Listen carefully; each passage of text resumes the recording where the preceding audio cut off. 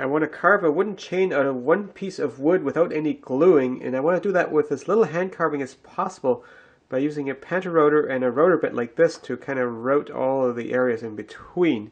The end profile looking from this side on the chain would look something like this, so I'll cut that profile on the table saw.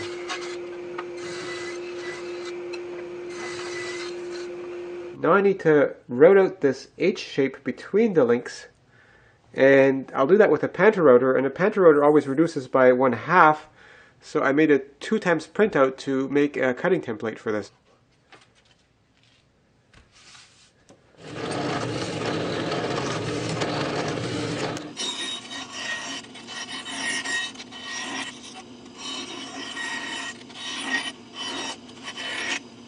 Here's my 1/2-inch follower, and just making sure that goes in all the grooves.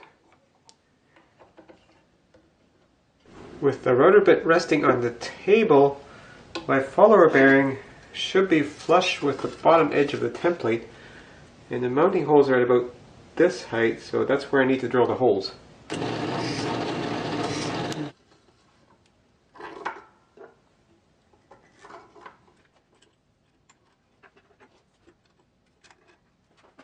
With the follower bearing in the top slot, I just barely clear the top of this, and if I put the bearing in the bottom slot, I should be just below.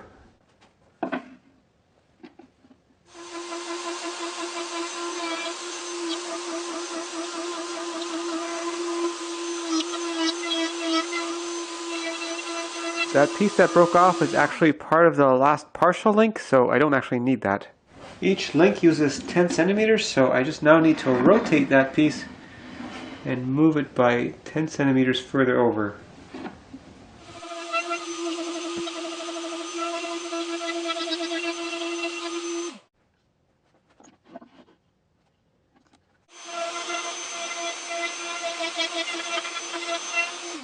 From one link to the next, it's 10 centimeters.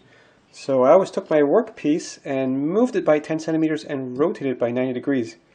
Except then I realized my mistake, because if I go from one link to this link, it's only 5 centimeters. So this was useless, but I still had a little bit of workpiece, so I could make 3 links, and that seemed to work. So I got a new workpiece, and let's try that again.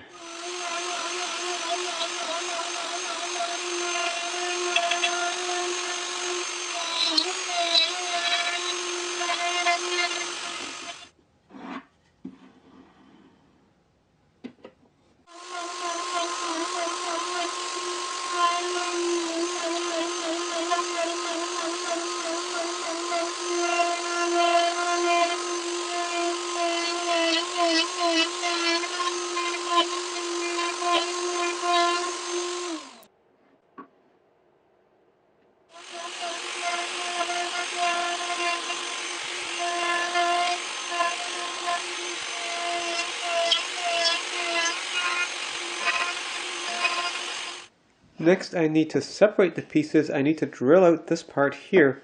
I'll do that by drilling from here and from here. And instead of the panther rotor, I'll use my slot mortiser for that.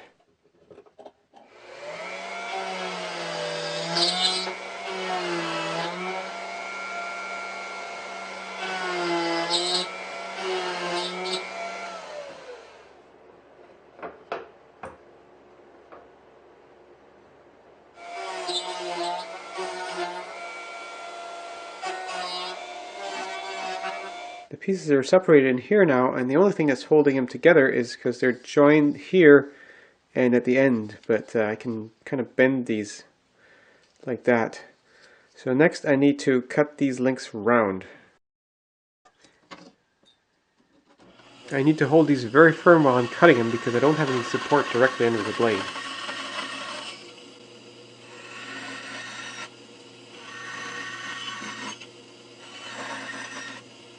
I'm adding a support underneath as I cut the other side, because as I cut them they start to come loose.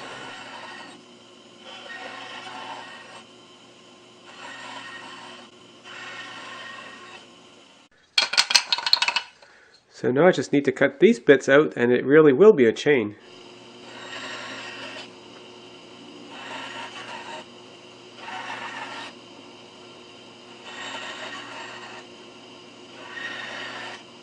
Now I still got to clean up this mess in here, and I'll do that on the drill press.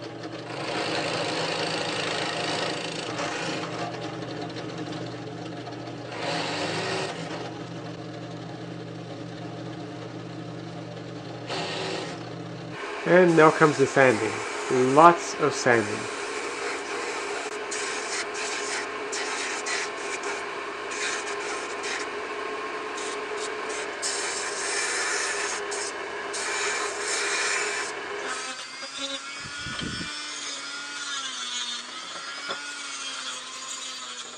Okay, this is getting a bit too tedious, so I'm just going to cheat a little bit and use a hand tool for this. But it could be done with all power tools.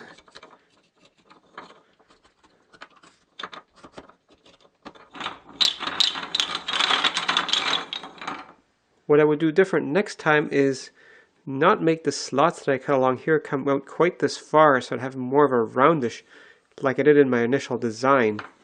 I think the mistake I made here is I cut too much of a gap out between here, and so between here and here I just didn't have enough room for curvature. I should probably also have put these a little bit further apart in the wood, which also would have given me a bit more room to get a nice curve here.